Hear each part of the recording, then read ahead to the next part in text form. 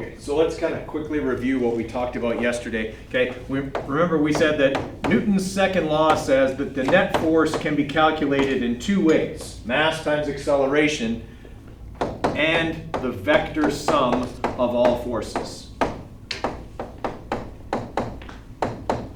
And that we would have to use both of those methods in pretty much every question we do. But there was no fixed order that we would have to do those steps in. Okay? Up until this particular question that we put up at the end of the day yesterday, we had found the vector sum of all forces and then used it to calculate acceleration. But this one is a pretty common way to ask as well, where it's backwards. It gives you the acceleration and it wants you to find one of the forces contributing to the net force. Okay? So right now, we've got our free body diagram. We know that this is the force of gravity acting on a 600 kilogram elevator. Okay, so we know that force of gravity can be calculated like any individual force. I take the mass and I multiply by the acceleration that that force would produce in isolation. Okay, so that would be 600 times 9.81 meters per second squared, and that's going to give us 5,886 newtons. Okay, acting in the downward direction. We don't know what the tension force up is. That's what the question wants us to find. We do, however, know the mass of the elevator and the net acceleration that is produced by these two forces acting in opposition.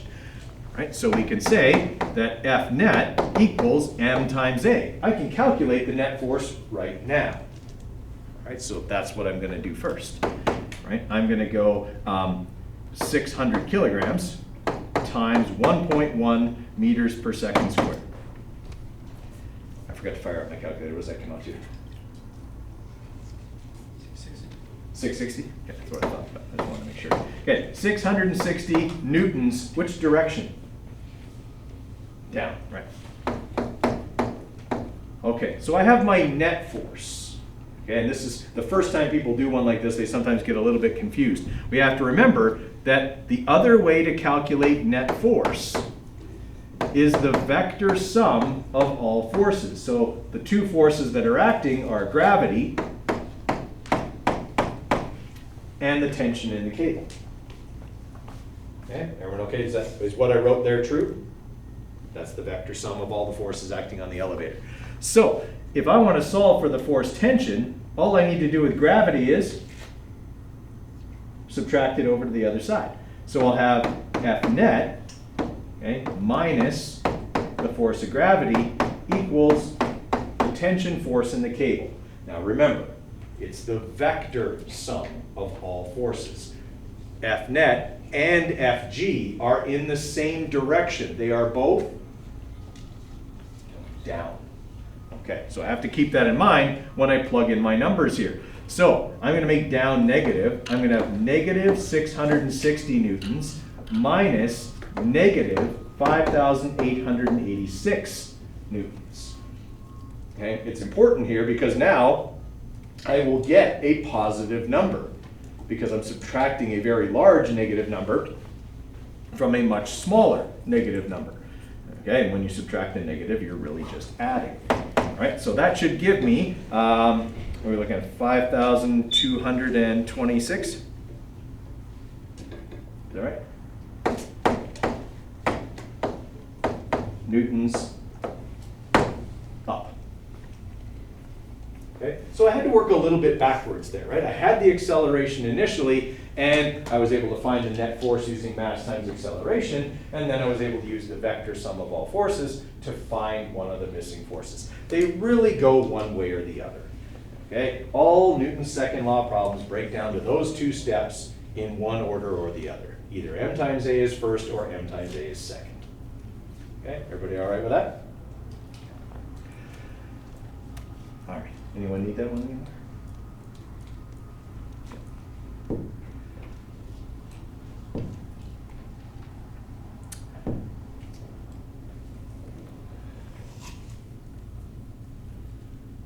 Okay, I would like you guys to try question 1 there first. We'll talk about question 2 here in a minute, but let's just try question 1, okay? It's a bungee jumper, so they're moving vertically. Does that make them an elevator? Okay, so it's still an elevator question. Anytime something is moving vertically and gravity is involved and straight up and down, it's an elevator, even if it's not an elevator. Okay? A bungee jumper, a parachuter, okay? Any of those things, those are all elevator questions. All right, so let's try number 1 first. Do I need to make it bigger? Everybody read it? Okay, what's the first thing I should do with this question? Draw a diagram. Right, because that's kind of our givens. The free body diagram is kind of like our givens in this unit. All right, so we have a 55 kilogram bungee jumper. All right, we know that there's a force elastic, okay, from the bungee cord that acts up, right? And then there'd be force of gravity acting down. Right? Since I know her mass, I can calculate the force of gravity. Okay? 55 times 9.1. Okay, so 539.55 newtons. Okay, so I've got that much force down. And then I also know that the cord exerts an elastic force of 825 newtons up. Okay, those are the only 2 forces identified. Okay, and part of the trick in this unit is actually being able to look at a situation like this and determine what forces are acting here. Okay, that's actually one of the challenges as we get into harder questions. All right, so I've got those 2 forces. What can I calculate right now with those 2 forces? The net force. Those are the only 2 forces, so I can find their vector sum. So F net will be 825 newtons minus or plus negative 539.55 newtons. Okay, so 825 minus that number there gives me a net force of 285.45. Newtons up. As you would want if you were bungee jumping, you want the net force to be up when the cord takes up. Okay? All right, so now we're trying to find her acceleration, which we should be able to do because we have F net and we have her mass, and we know that F net equals mass times acceleration. So again, just like every question we're going to do, I did the vector sum of all forces, and now I'm using F net as m times a. Okay, so a will equal F net over m, 285.45 divided by 55 kilograms.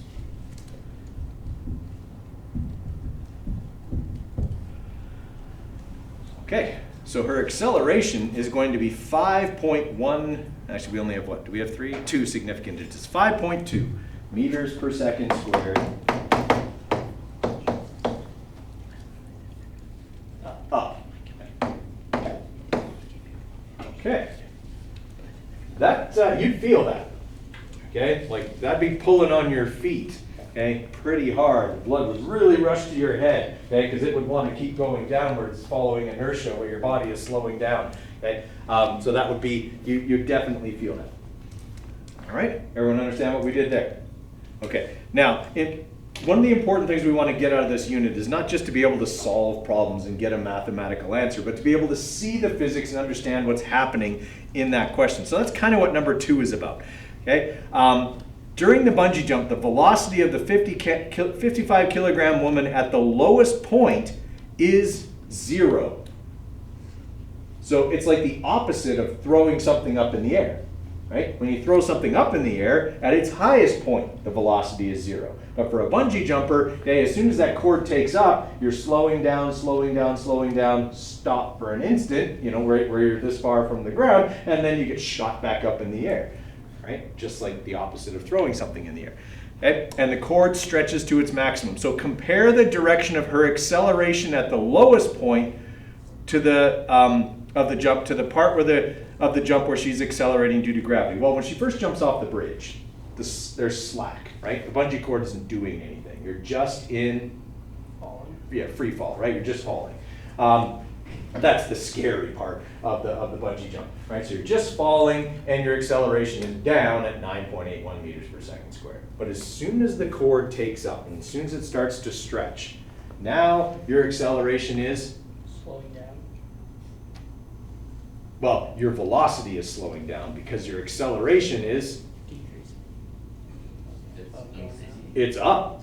Okay, it's gone from 9.81 meters per second squared down to now 5.2 meters per second squared up. And the more you stretch that bungee cord, the greater that number is going to get. Okay, and the smaller your velocity is going to get. Right? We know that from Science 10 where you did that lab where you pulled on the elastic. Okay, and the further you pulled it, the harder you had to pull. The same is true for a bungee cord. It's an elastic. Okay, the further you pull it, the more acceleration it will produce.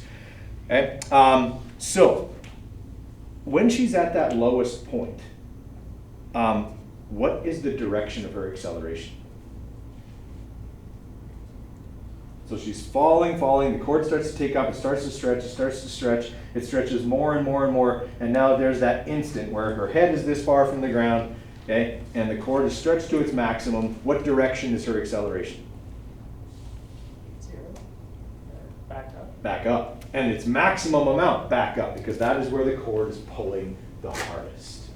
Okay? That's the stuff we want you to be able to understand. When you read a question, it's not just about getting the number. It's about being able to see the physics and understand what would be going on. All right? When the cord first starts to take up, you notice you're not falling as fast, okay? But you really feel the pull of the cord when you're at the bottom.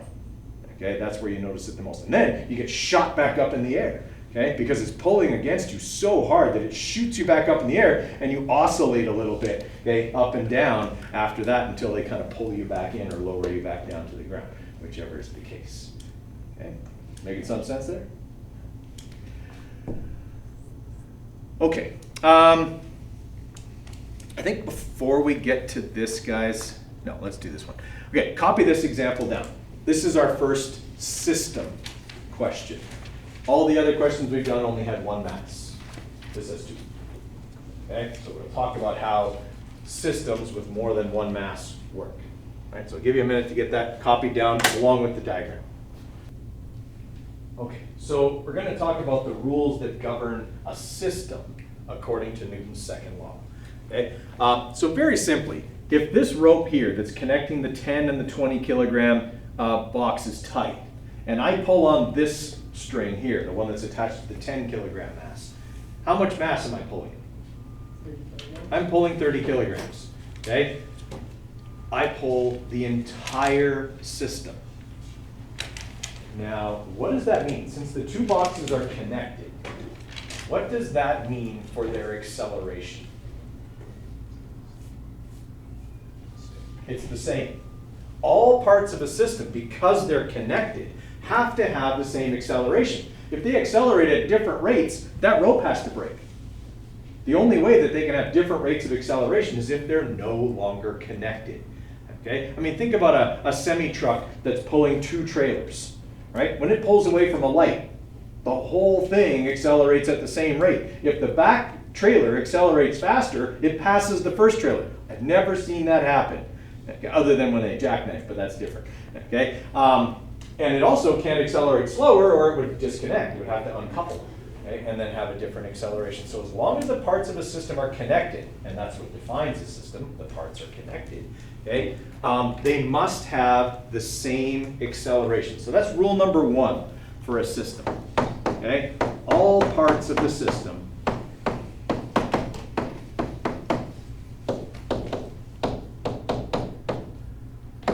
have the same, and we do have to put a little qualifier in here, the same acceleration magnitude only. And you'll see why I put that qualifier in there when we talk about pulleys.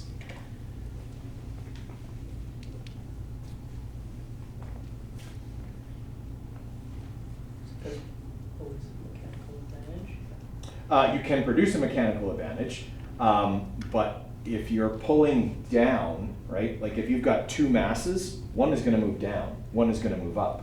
Yeah. But their magnitude of acceleration is the same, but their vector is different because one is moving up and one is moving down. Okay? So we usually look at the acceleration in terms of the system, unless a question specifically says, what's the acceleration of mass 1? Okay? It could be down and mass 2 could be up. Then you would have to apply a vector. If it asks, what's the acceleration of the system, we can only give a magnitude because the two parts are going in different directions. Okay? Okay, now before we do rule number 2, let's actually look at how this question works. Okay? The first question I asked you is, what if I pull on this, how much mass am I pulling? And the answer was 30 kilograms. So with a system, it's often handy to not show it as separate parts. After all, if I'm pulling this way with 55 newtons, and this way friction is resisting with 44.1 newtons, that's what's really going on. I don't have to have two separate masses there because I'm not asked to calculate, anything about the individual masses. It says calculate the acceleration of the blocks, plural, okay, or the system in this case. So I can simplify it to look like that. Okay, so can I calculate the net force on the system? Okay, so F net will be 55 newtons minus 44.1 newtons, right? So that should give us 10.9, right?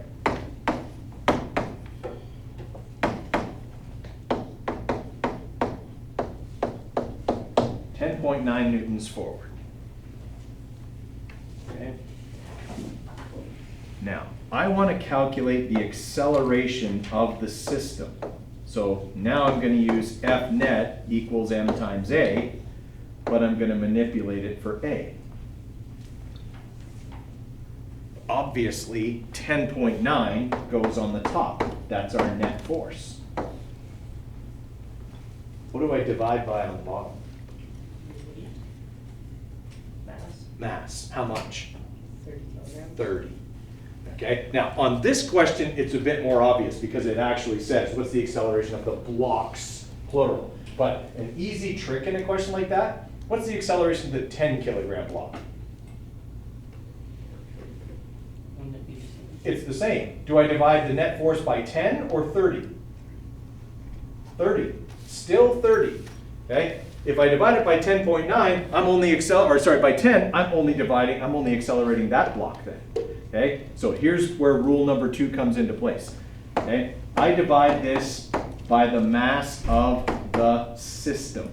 Okay? So rule number 2 is F net acts on the mass of the system. In brackets, total. Whenever you're calculating the acceleration, you are always dividing by the total mass of the system because that's what the net force is acting on.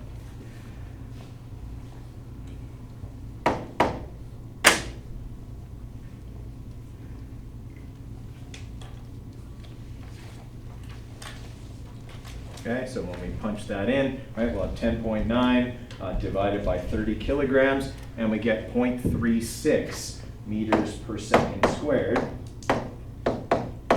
forward.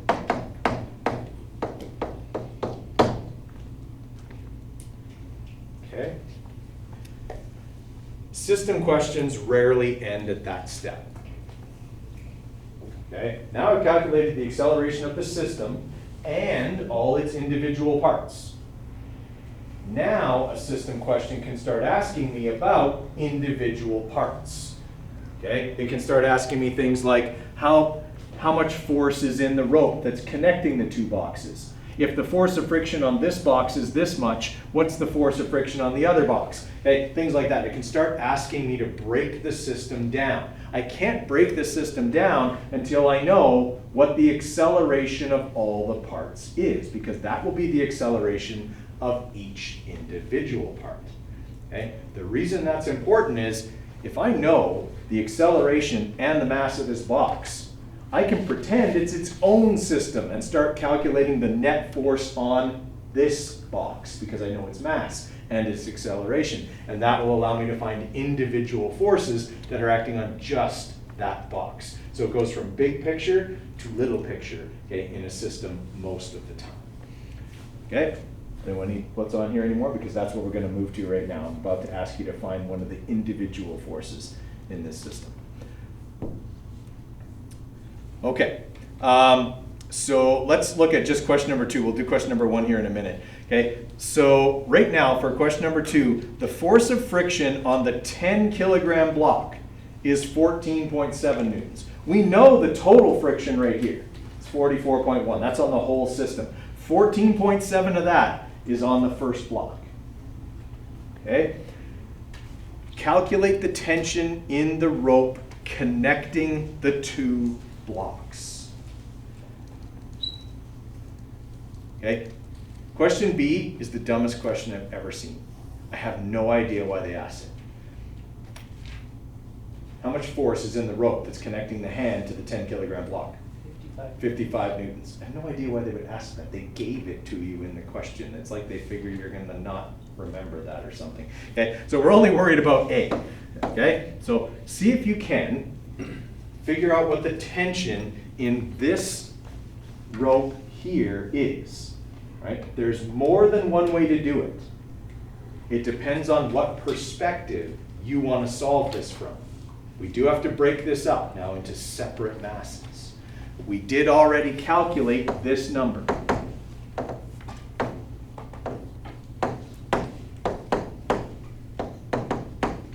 Okay? We know the acceleration of the system and thus the individual blocks. Okay? See if you can break down one of the 2 blocks to find out that other force that's acting, that rope that's connecting the 2 boxes. More than one way to do it. Give you a little bit of time on that one. Okay, let's just look at the free body diagram for the 10 kilogram block. Okay, how many forces, horizontal forces, are acting on the 10 kilogram block? 2, 1. 3. That's the hard part of these questions. Again, I said identifying the forces, that's the tricky part. I know you guys can do the math. The math is easy, okay? But figuring out what forces are acting on the block, that's tricky, okay? There's the obvious one. The 55 Newton force, okay, that is acting forwards. Okay? Now, they also told us that the force of friction acting on the 10 kilogram block was 14.7 newtons. What else is pulling on the 10 kilogram block? The other block. The other block. Is that the tension in the rope that we're supposed to find? It is. Okay? It's like, imagine this. Like if I've just got this cart here, right? If I back up without the cart, okay, that's pretty easy. But if I grab onto the cart, can I back up as easily? It's like pulling a trailer. Okay? If you just have a truck and you step on the gas and it takes off, but then you attach it to a trailer, step on the gas, take off, you don't accelerate as well. Why? Because you have this resisting mass behind you that you have to pull along as well. Okay? There's additional forces from that other connected object. Right? So there is the force of tension in that second rope. Right? That's the force we're supposed to find. Okay? So if you were really stuck, now you know there are 3 forces. You know 2 of them. You know the mass of this block. You know the acceleration of this block. See if you can go to those 2 steps that we said are part of every Newton question. F equals m times a, vector sum of all forces. See if you can get it now. I'll give you a couple more minutes. Okay, so if I'm looking at the 10 kilogram block, right off the bat, can I calculate the net force acting on the 10 kilogram block? I have mass and I have acceleration. So I can do that step first, and I can go F net equals m times a, that'll be 10 kilograms times 0.36 meters per second squared. That's going to give me a net force of 3.6 newtons forward. Okay, so I know the net force is 3.6 newtons forward. I've drawn a free body diagram of the 10 kilogram block where I've identified the 3 forces that add up to 3.6 newtons forwards. I know 2 of them, which means I should be able to isolate the one I don't know using the vector sum of all forces. Okay, so I'm going to call this one like the force applied. Okay, I'll call this one the force of friction. FF is usually how we denote friction. Okay, so I'm going to say force applied plus the force of friction plus the force tension equals the net force. I know 3 out of the 4 of those numbers. Okay, so I'm just going to isolate the one I don't know, the force tension, by subtracting these 2 forces over. So I'm going to take the sum of all the forces, and I'm going to subtract the applied force and the force of friction, and that'll leave me with the tension in the rope. I have to make sure I get my vectors right here, though. Okay, so when I punch this in, F net is positive. It's 3.6 newtons. And the applied force, also positive. It's forwards. But the force of friction is negative.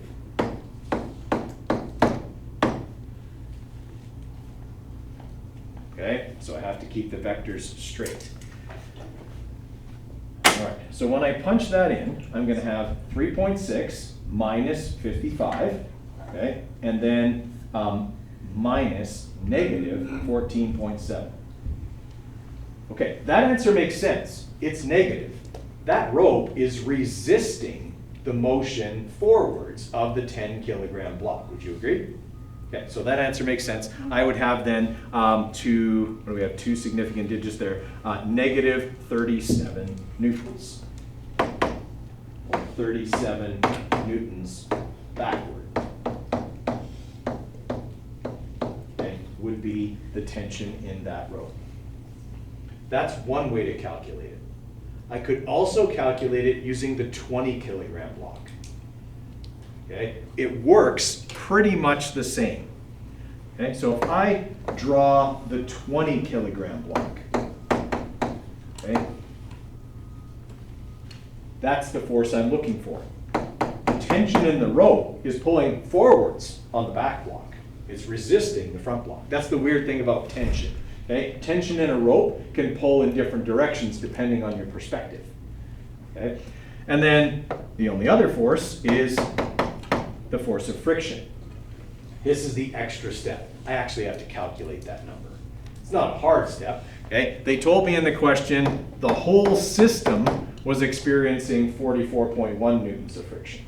They told me the front block was experiencing 14.7 newtons of friction. So whatever's left is the friction on the back block. Everybody follow me there? Okay, so this is the extra step. All right, so the 44.1, okay, minus 14.7. All right, so 29.4 newtons worth of friction here. Okay. When I do this, should I get 37 newtons when I calculate this? You get like 26 or 36.6. Right, so 37. Really close. Yeah, really close. Okay, why is that important? It's the same rope. It had better have the same force in it. Okay, regardless of which box I use to calculate it, that force has to pull. That rope has to pull with that much force. Okay, so I better get the same number. Okay, so now here's what I know. I know the acceleration of this box. Okay, the acceleration of the system is 0.36 meters per second squared. So I'll take my F net and I'll go 0.36 times 20. Right, so that should give me 7.2 newtons forward as the net force on this block. Now the process is exactly the same as that block and any other question I would do. I did F equals m times A. Now I'm doing vector sum of all forces. Tension in the rope plus the force of friction. I'm looking for tension in the rope.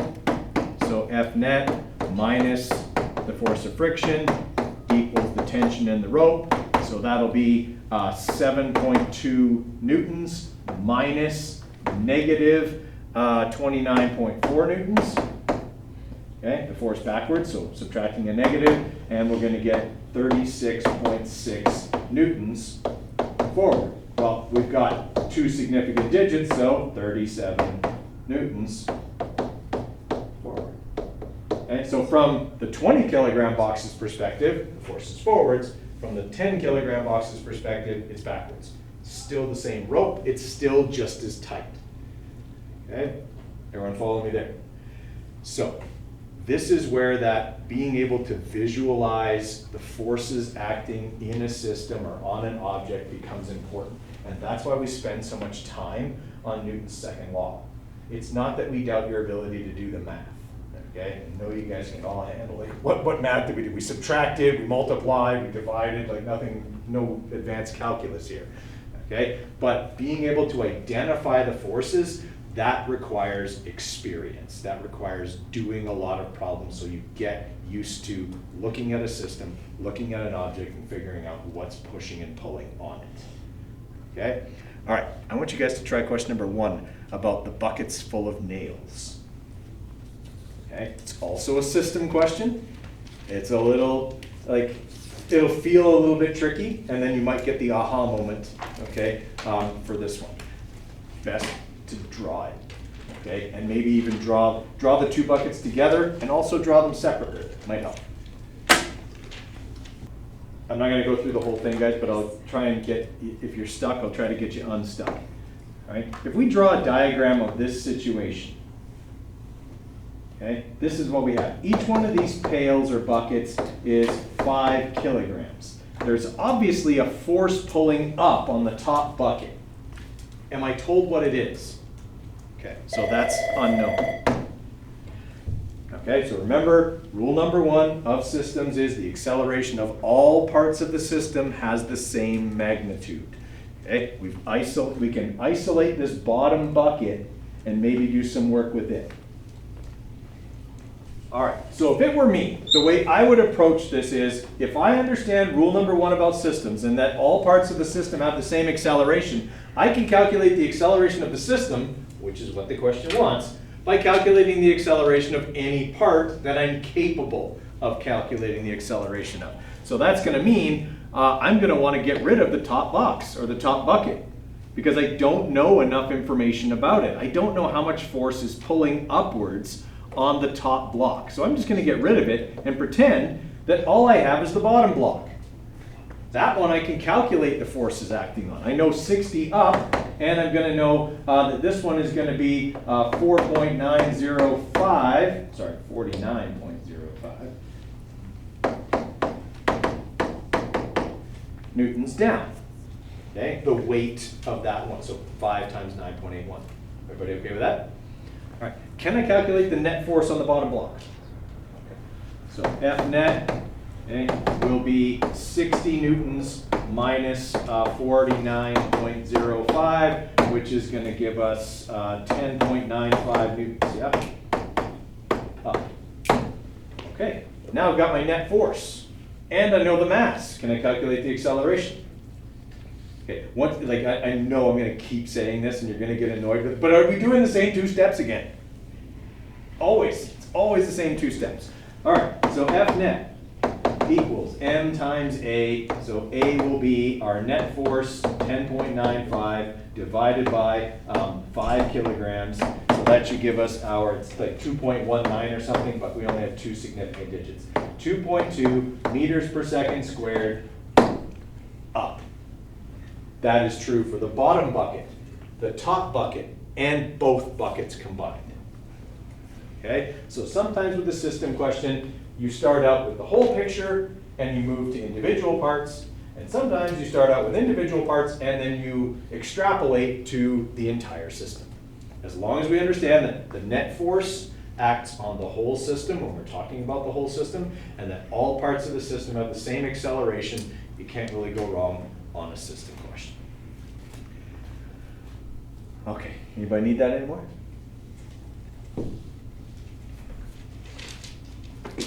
Okay, write this one down. Give it a try. Now it's a pulley. This is where that magnitude part comes into play, right? They have the same magnitude of acceleration, but in this case, one of these blocks is going to fall and the other is going to rise.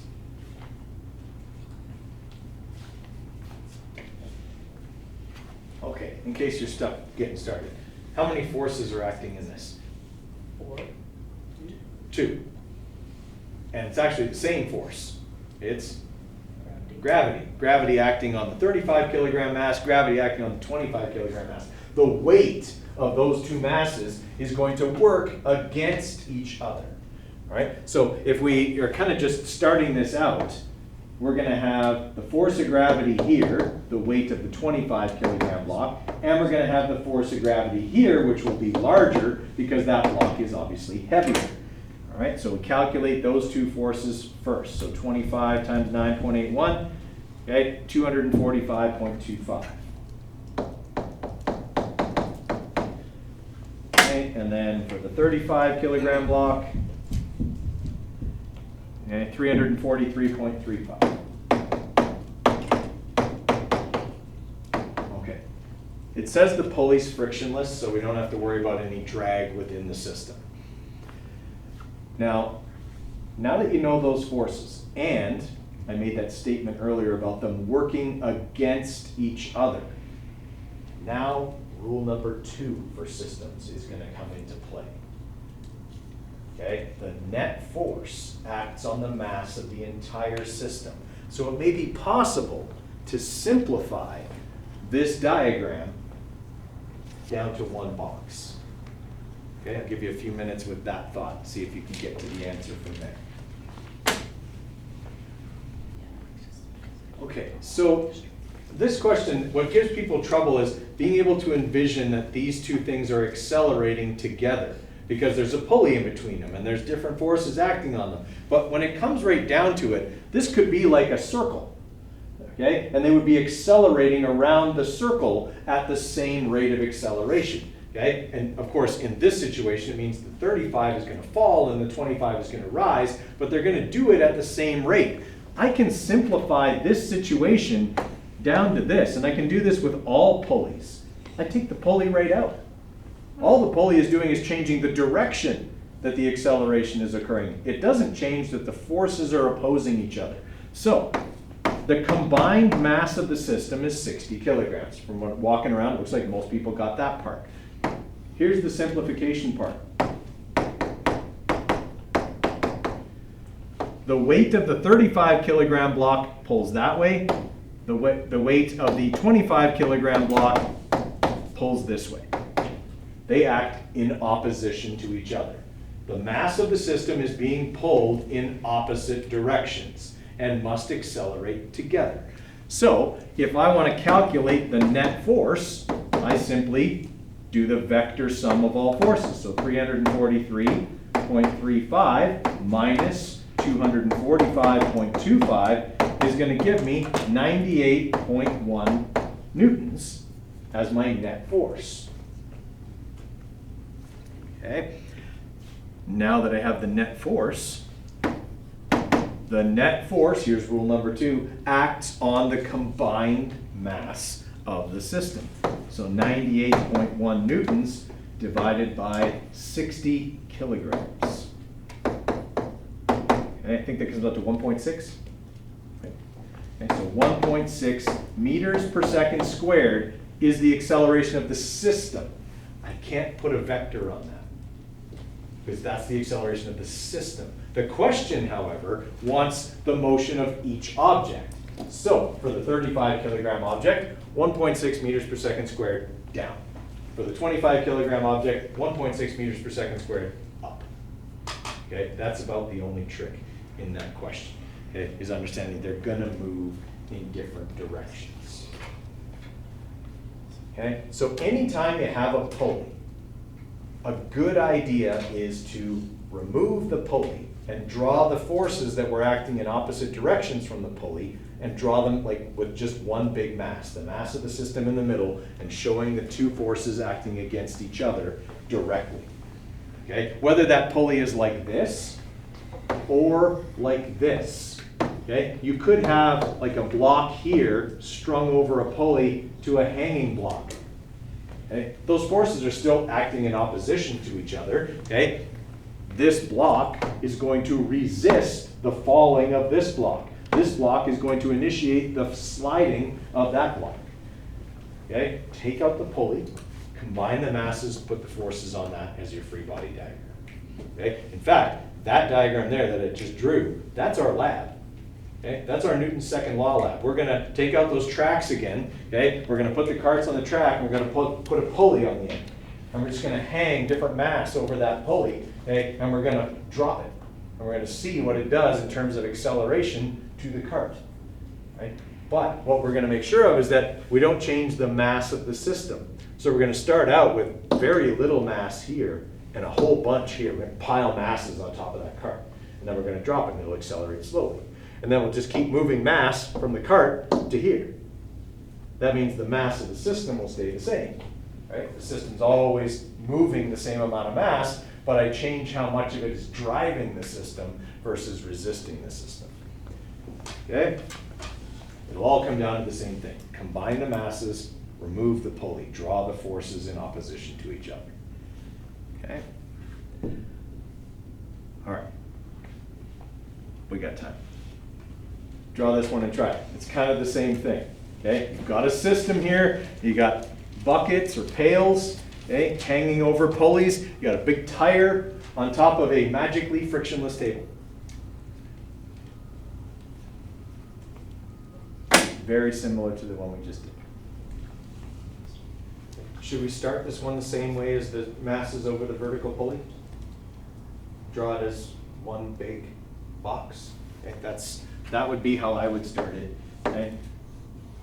The pails are pulling against each other. Those are the only forces acting. Okay, so let's put all that mass together. So we got 20, 8, and 6. So we got 34 kilograms worth of mass here. And then we have a force of gravity this way and a force of gravity this way. All right, so I would say go with that. I'll give you a couple more minutes to kind of finish it up, and then we'll walk through the solution. Okay, so if we're looking at these forces, obviously we've got this force of gravity here. That's going to be 8 times 9.81. I think that's 78.48. Is that right? Okay, so this force here is 78.48 newtons. Okay, and then we have this force. This is a 6 kilogram pail, so we got 6 times 9.81. So that one should be 58.86 newtons. All right, those are the only two forces. The table's frictionless. Okay, so it's just those two forces acting in opposition to each other. So F net, okay, should be 78.48 minus 58.86. I believe that gives us 19.62, right? Newtons. Okay, and that would be to the right. All right, now that I know that, okay, now I can calculate the acceleration, but I won't be able to put a vector on it. The question actually says magnitude of the acceleration on the system because pail C is rising, pail B is falling, and the tire is, sorry, to the left, not the right. Okay, and the tire is moving to the left across the table. All right, so I can't give a direction when I'm giving the acceleration of the system because all the parts of the system are moving in different directions at the same rate of acceleration. All right, so the F net, okay, divided by the mass will give me the acceleration of the system. So 19.62 newtons divided by the 34 kilograms, okay, will give me the acceleration of the system. So 19.62 divided by 34. All right, so we are looking at 0.58 meters per second squared, and that's all I can get. Okay, 0.58 meters per second squared. I cannot put a vector on that. Now, the way I would ask that question, I would ask it in a way that would really test whether you understand how this system works and that you have to divide by the mass of the system. I would ask for the acceleration of the tire. And I would see how many people would divide that by the mass of the tire and not the mass of the entire system. Okay? Because it's just an additional way for me to check. Do you remember that when you're dealing with a system, it's the whole system's mass that's being accelerated, not just the part I ask about.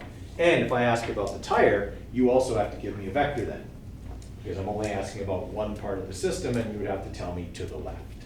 Okay? So little things there, little different ways that a question can be asked that test different things. Okay, I think we got time for one more here.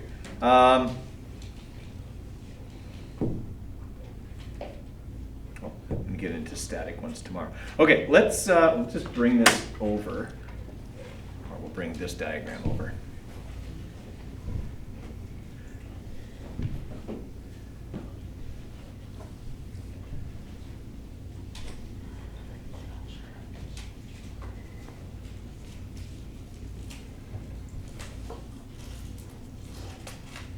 Okay, so just so you have the information needed to do questions 1 and 2. So still the same system, but in question number 1, they're changing the mass of pail B, not pail C. Okay, and in question number 2, okay, use the information in the example, but now you change the tire from a truck tire to a car tire, so it has less mass. Okay, so give you some time to do those, and we'll finish there. In sheet